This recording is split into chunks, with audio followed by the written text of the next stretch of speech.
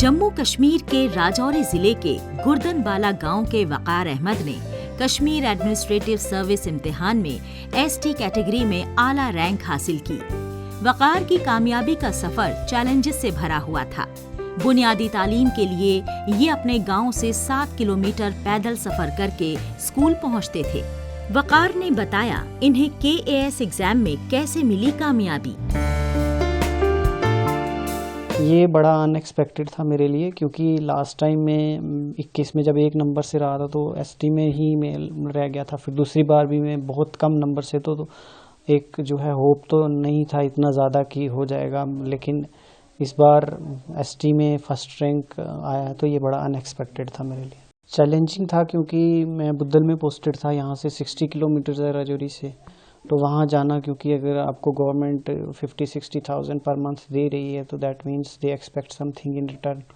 तो जॉब तो उसके साथ कोई कंप्रोमाइज़ नहीं हो सकता है, वो करनी ही होती थी। लेकिन थोड़ा लिवरेज ये था कि हम वहाँ बैठ के भी प्रिपेयर कर सकते थे, तो उस हिसाब से मैंने प्रिपेयर किया। RDD में मैंने काम किया। फिर अभी मेरी ये जो मेंस हुआ है ये मैंने बुद्धल से ही दिया था, तो इसमें मेरे बॉस जो वीडियोज़ वगैरह होते थे वो भी उन्होंने मेरी बहुत हेल्प की कि कभी कभार थोड़ा एग्ज़ाम के लिए छुट्टी देना या ये वो, तो वो उनका बहुत इसमें योगदान रहा।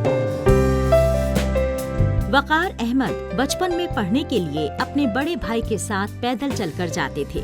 इन्होंने बहुत मुश्किलात देखी हैं। रोड का मामला था, बिजली की सहूलत नहीं थी, इन्हें तेल जलाकर पढ़ना पड़ता था। इनकी कामयाबी पर बॉर्डर, राजौरी, पुंछ और इनके गांव में खुशी का माहौल है। इनके वालिद को हर जिले से मुबारकबाद की कॉल्स आईं।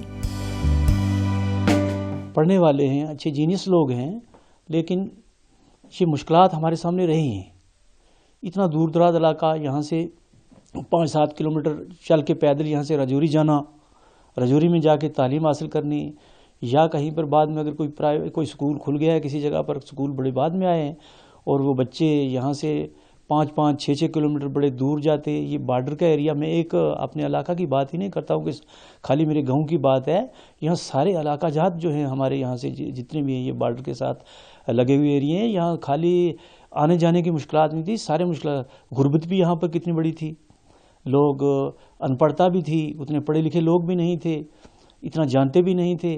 तो अब मैं अल्हम्दुलिल्लाह ये तो बड़ा खुशी का मकाम है कि मेरा बच्चा आज इस मकाम पे पहुंचा। वकार अहमद की तालीम मुस्लिम इंस्टीट्यूट ऑफ एजुकेशन फतेहपुर से शुरू हुई। ये 6ठी जमात तक वहीं पढ़े। उसके बाद इन्होंने हिमालयन एजुकेशन मिशन से 10वीं तक पढ़ाई की। इंटरनेशनल स्कूल से इन्होंने 11वीं और 12वीं की। इन्होंने इलेक्ट्रिकल रिन्यूएबल एनर्जी में इंजीनियरिंग बाबा गुलाम शाह बादशाह यूनिवर्सिटी से की। उसके बाद ये सिविल सर्विसेज की तैयारी में लग गए थे।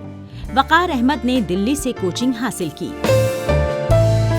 मैं कहूँगा हमारे एक साइकोलॉजिकल मेंटर थे शाहिद चौधरी सर, तो उन्होंने जब किया था क्वालिफाई तो यहाँ पे एक नई वेव चली थी कि नहीं, ये लोग भी, ये कम्युनिटी भी, यार ये ओवरऑल डिस्ट्रिक्ट भी जो है इसमें एक्सेल कर सकता है। तो जब उन्होंने किया था उसके बाद फिर शाह फैसल सर थे उससे पहले, क्योंकि उनका ऑप्शनल था उर्दू लिटरेचर, तो उन्हीं उसी टाइम इंस्पायर होके उर्दू का भी एक चला था। मेरा भी ऑप्शनल उर्दू लिटरेचर ही था। मैंने इससे पहले भी UPSC की तैयारी भी साथ साथ मेरी चल रही है। मैंने एक बार 22 में मैंने मेंस लिखा था, उसमें मेंस में मैं ड्रॉप हो गया था। इस बार फिर से मैंने मेंस लिखा है IAS का, तो उसका रिजल्ट अभी दिसंबर 2024 में आना है। सो लेट्स सी क्या होता है। Waqar Ahmed rural development department में as a panchayat account assistant नौकरी कर रहे हैं। इनके पास पंचायत सेक्रेटरी का चार्ज है। ये ब्लॉक डूंगी में पोस्टेड हैं।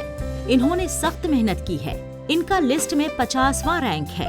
इन्होंने 2021 में JKAS का फर्स्ट अटेम्प्ट दिया था।